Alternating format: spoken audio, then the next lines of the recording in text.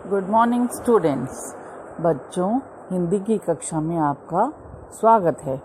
बच्चों, हम आज मधुरिमा पाठ 3 मैं कितनी बुद्धू हूँ पढ़ने जा रहे हैं।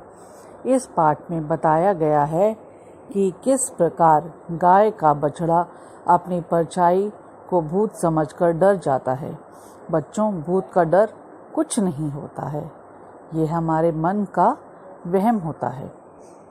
बच्चों, आप अपनी परछाई देखकर कभी डरे हैं? नहीं, हमें अपनी परछाई से कभी भी नहीं डरना चाहिए। इस पाठ में एक गाय है और उसकी बछड़े का नाम सुंदरी है।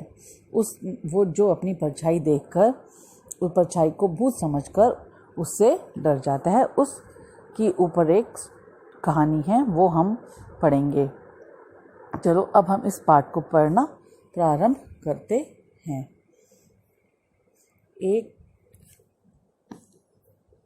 एक गाय घास चर रही थी।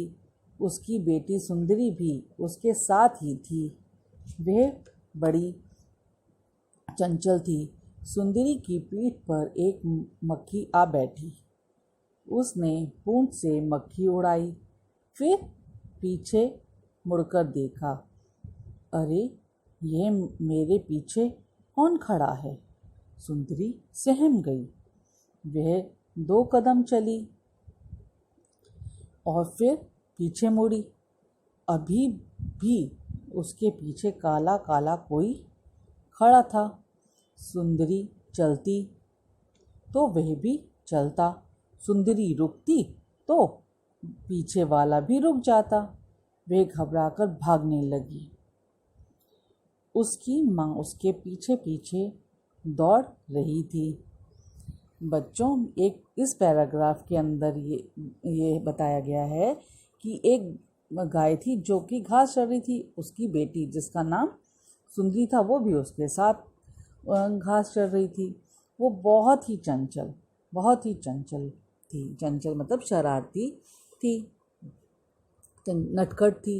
जो एक बार जब वो वहाँ पर घास चर रही थी तो एक मक्खी उसकी पीठ के ऊपर आकर बैठ जाती है। जब मक्खी उसकी पीठ पर बैठती है तो पता है गाय लोग अपनी जब मक्खी बैठती है तो कैसे हटाते हैं? पूंछ से। तो वो भी अपनी पूंछ से मक्खी को उड़ाती है। फिर जैसे ही वो मक्खी को उड़ाती है तो पीछे मुड़कर देखती है तो उसको दिखाई देता है कि कोई उसके पीछे खड़ा है। तो वो डर जाती है, एकदम सहम गई, मतलब डर जाती है। वे थोड़ा सा फिर वो चलने लगती है तो उसको ये महसूस होता है कि वो भी पीछे कोई उसके फिर से चल रहा है। काला काला कोई खड़ा है और वो उसके साथ साथ चल रहा है। सुंदरी चलती तो वो भी चलने लगता था उसको, और जब वो रुकती तो पीछे वाला भी रुक जाता। तो वो घबराकर भागने लगी। उसकी माँ उसके पीछे पीछे दौड़ रही थी। तो जो उसकी मम्मा थी वो भी उसके पीछे पीछे दौड़ रही थी। तो वो कौन थी पता जिससे वो डर रही थी? बच्चों, वो उसकी परछाई थी। परछाई को देखकर वो बार बार घबरा जाती थी और सोचती थी कि वो मेरे पीछे पीछे चल रही है और मेरा पीछा कर रही है। तो घबराने के कारण वो भागने लगती है, बहुत तेज से दौड़ती है। उसकी माँ सोचती है कि क्यों दौड़ रही है, तो वो भी माँ भी उसके पीछे पीछे दौड़ने लगती है। तो फिर बच्चों, अब नेक्स्ट पैराग्राफ हम पढ़ते हैं। कुछ दूर खड़े एक घोड़े ने उन दोनों को भागते देखा। उसने सुंदरी से पूछा, रानी बेटी, ऐसे क्यों भाग रही हो? दादा, कोई मेरे पीछे पड़ा है, कहकर वो भागती रही। तो जब वो जा रही होती है तो एक घोड़ा उसको देख लेता है। तो घोड़ा कहता है कि रानी बिटिया, तुम भाग क्यों रही हो? कहती है, मेरे पीछे कोई पड़ा है इसलिए मैं भाग रही हूँ। चलिए बेटा, पेज टर्न कर लीजिए अपना। फिर रास्ते में बरगद का एक पेड़ था। पेड़ ने भी उससे पूछा, रानी बेटी, इतनी घबराई क्यों हो? मेरी छाया में सुस्ता लो। बरगद का पेड़ कहता है कि बेटी, तुम क्यों इतना घबराई हुई हो? और कहता है कि तुम घबराओ मत और मेरी छाया है यहाँ पे, थोड़ी देर के लिए तुम आराम कर लो। सुस्ता लो मत मीन्स आराम कर लो। सुंदरी बेहद थक चुकी थी।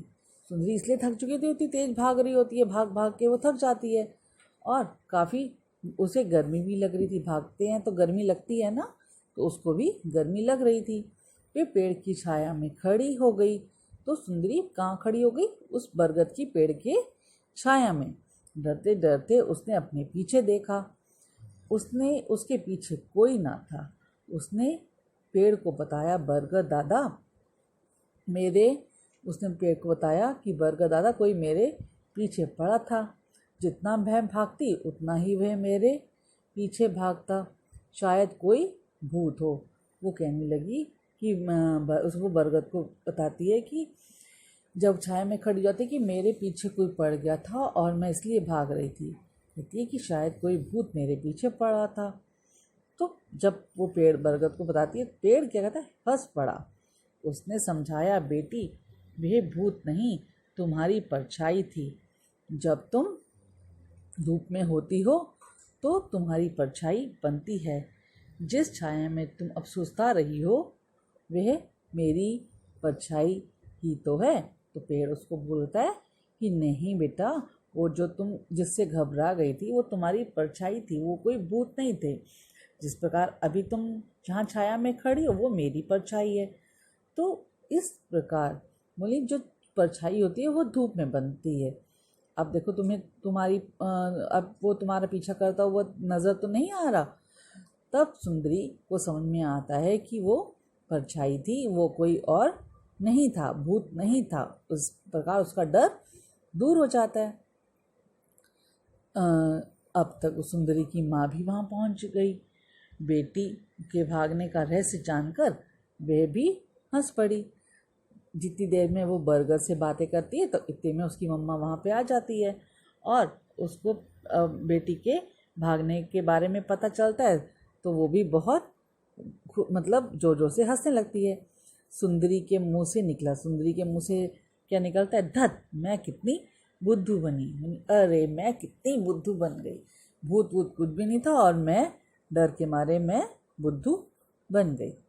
बच्चों, कैसी लगी आपको ये वाली स्टोरी? अच्छी थी ना? बताइए, क्या हमें डरना चाहिए? नहीं, हमें कभी भी नहीं डरना चाहिए। आप क्या परछाई से डरते हैं अपनी? नहीं, मुझे पता है हमारी क्लास के बच्चे बहुत स्ट्रांग हैं। अपनी परछाई को देखकर तो कभी भी नहीं डरते, है ना बच्चों? अब आज के लिए बस इतना ही। फिर मिलेंगे। Okay, good bye. चलिए।